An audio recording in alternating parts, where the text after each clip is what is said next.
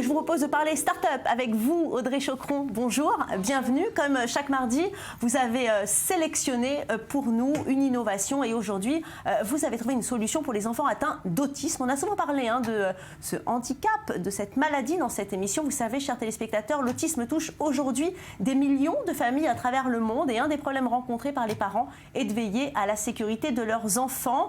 Alors, une société israélienne a trouvé une solution technologique pour garder l'enfant en sécurité et tranquilliser les parents. Audrey, expliquez-nous.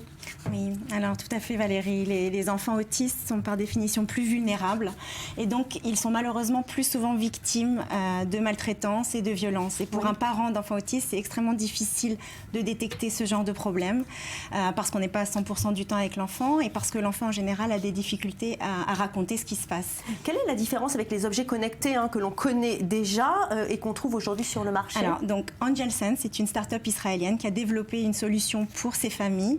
C'est un GPS qui est donc de la forme d'un petit téléphone portable qui va s'attacher aux vêtements de l'enfant et qui va permettre de suivre son itinéraire en temps réel et envoyer les informations sur le portable des parents et donc permettre d'envoyer également des notifications, des alertes en cas de changement d'itinéraire lorsque l'enfant se trouve dans des places qui ne sont pas connues. Alors c'est le coup de cœur de Sidaya et on comprend pourquoi, parce qu'effectivement ça rassure les parents et même au-delà des enfants autistes. Oui, tout à fait. En fait, ça permet de surveiller tout un tas d'autres enfants qui auraient ce problème, mais également des personnes adultes atteintes d'Alzheimer ou même des personnes âgées.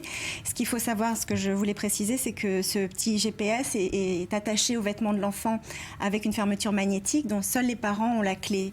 Parce qu'en général, les enfants autistes ont tendance à perdre ou à oublier ou à se débarrasser des objets connectés. Et celui-ci va rester sur l'enfant et permettre en fait d'envoyer des informations aux parents en temps réel. Audrey Chocron, qui est à l'origine de cette start-up? Alors, c'est un père de famille israélien qui s'appelle Doron Samer, qui a lui-même un fils autiste qui a été victime de maltraitance et qui a souhaité en fait développer cette solution.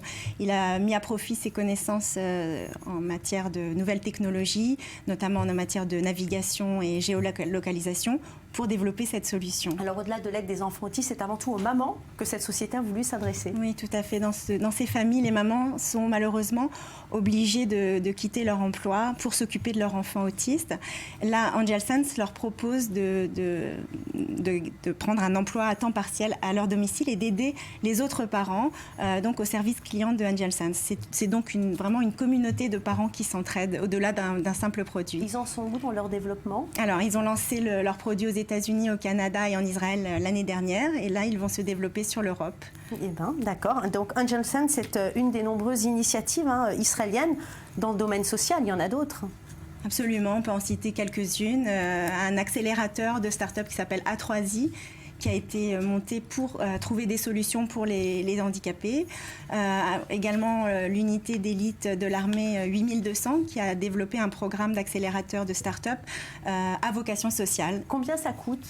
Alors, c'est $150 pour avoir le produit et ensuite $40 d'abonnement mensuel pour recevoir les notifications sur son portable. Sur son boîtier. Merci beaucoup, Audrey Chocron.